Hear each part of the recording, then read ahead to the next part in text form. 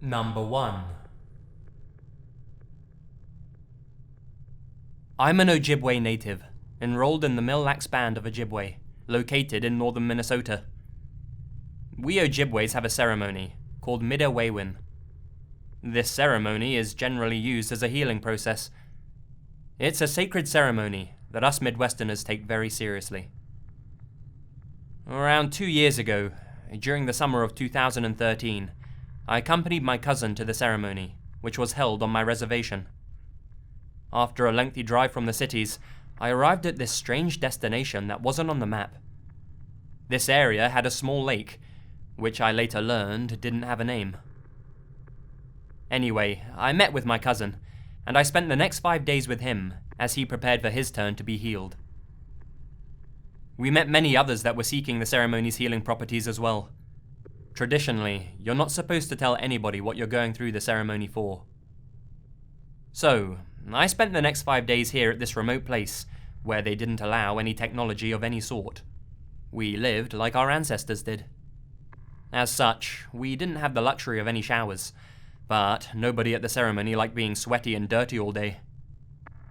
We all pitched in for a room at a nearby casino, so we could all take a shower. On my second night at the ceremony grounds, we were all gathered around a large bonfire before heading off to sleep.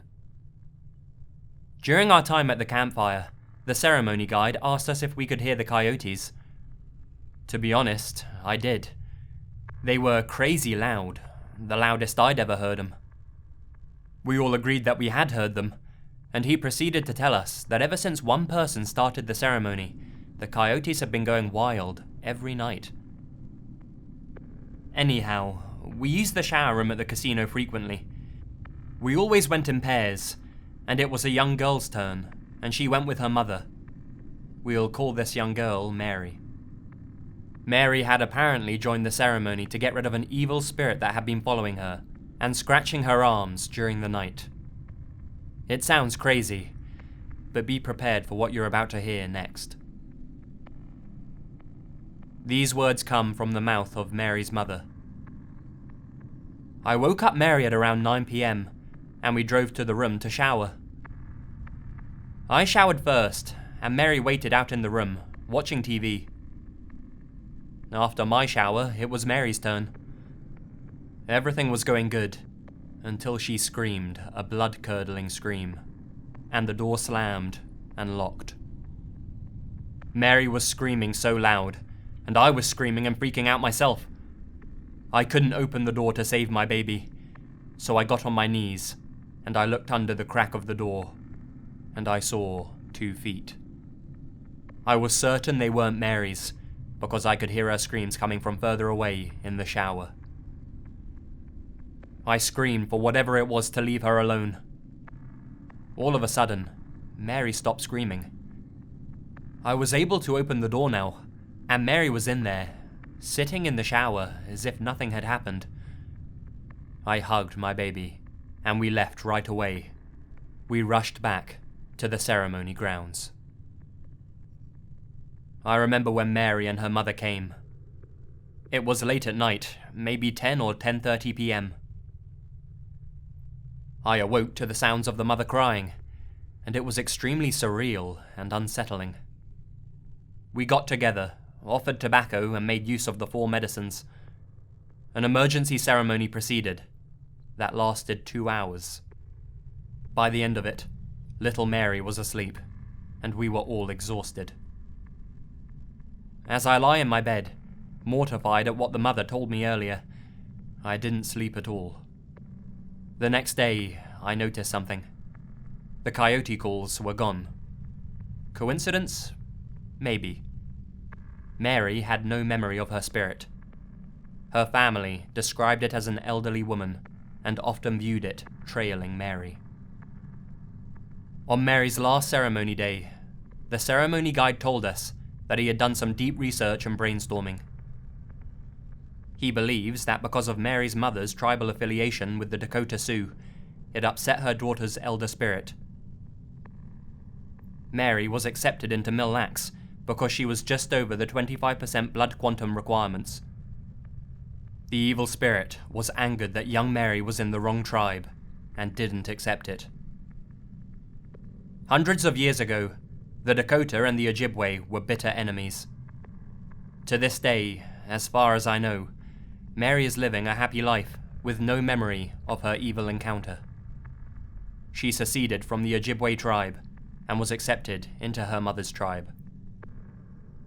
Oh, and the unnamed lake that I mentioned earlier? It's now known as the Devil's Call.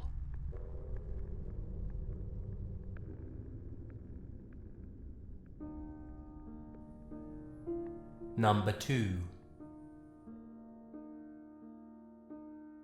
One day, a truckload of friends and I went to go swimming and play some horseshoes. We had a small fire going in an area where there were benches around a small riverbank. We were planning on starting a party out there. Well, anyway, we started drinking around 2 hours before the sun went down. I was all buzzed up, and I needed to go to the bathroom. There was this old outhouse that we used. I asked my friend if she needed to go to the bathroom as well. She said yeah, and we walked and talked our way there. We did our business, before walking back to the area where our friends were, by the Horseshoe Pit. She asked me if I would show her around, like take her on a walk in the woods. I told her, no, it's going to be getting dark soon. Can't be out in the woods like that. She replied, okay, and followed me back to the Horseshoe Pit. When I walked up to the pit, that same friend was standing there, on the other side. I take a look behind me, and nobody was there. The hair on my back stood up, and I got that super freaked out feeling. I didn't want to mention that to anyone. I didn't want to freak them out. Number 3. My family owns a farm in the heart of an Indian reservation. One winter, I was home for Christmas, taking care of the farm while my parents were away Christmas shopping. I was home by myself, way late in the night, and I hear all of our cows freaking out. I knew that it had to be the wild dogs that were rampant in the area. So I throw on some boots, grab a shotgun, and head out to the field. This was a perfect scenario for a horror movie. It was cloudy, but there was a full moon, and it was breaking through the clouds just right to light up all of the snow. I ran out into the middle of the field, and just in time, I see 2 dogs. They were standing up and fighting, facing each other. Perfect. 2 for 1, I think to myself. So I pump a shell into the chamber of my 12 gauge, and then it happened. The 2 dogs heard the rack. They both stopped, looked over at me, and ran away on their back legs. Immediately I froze, and every ghost story about skinwalkers and all of the other native legends I grew up with flew through my mind. Up until that point, these were all just bogeyman stories that the native kids would share. That night, they became real to me.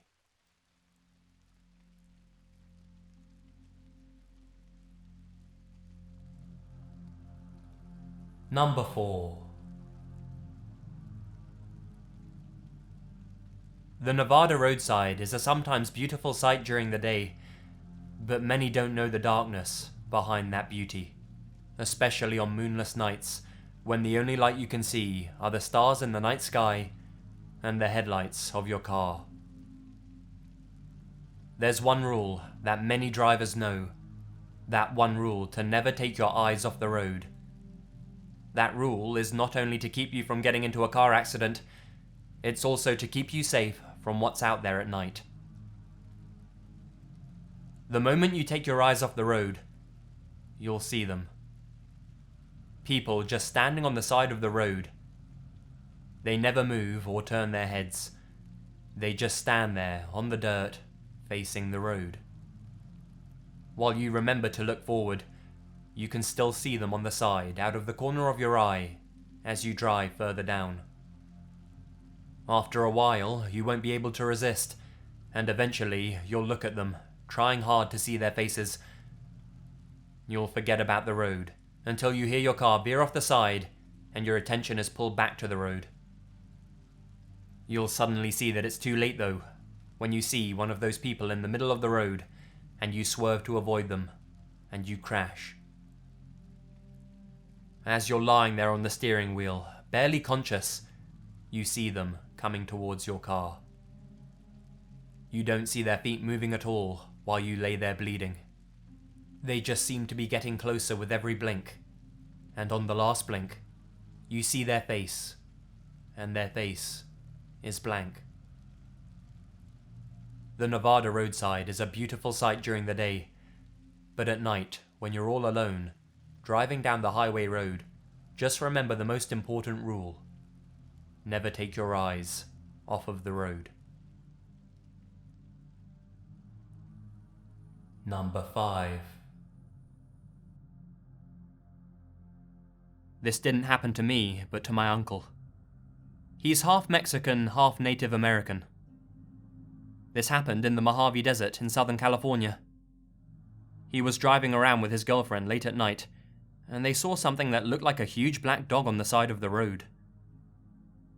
He slowed down, and the dog began crossing the road. Instead of walking like a normal dog, this thing moved like a toy rocking horse.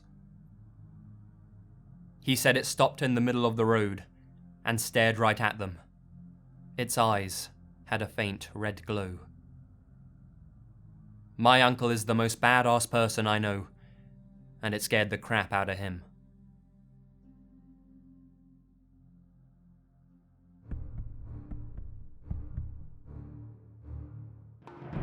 Hi guys, Lazy here. Well, with the new 15-minute video length restrictions, I'm gonna have to make this very quick. Make sure to check out Anthony's artwork by following the links in the description below, and you will hear from me again very, very soon. Stay spooky. And remember, the best things happen in the dark.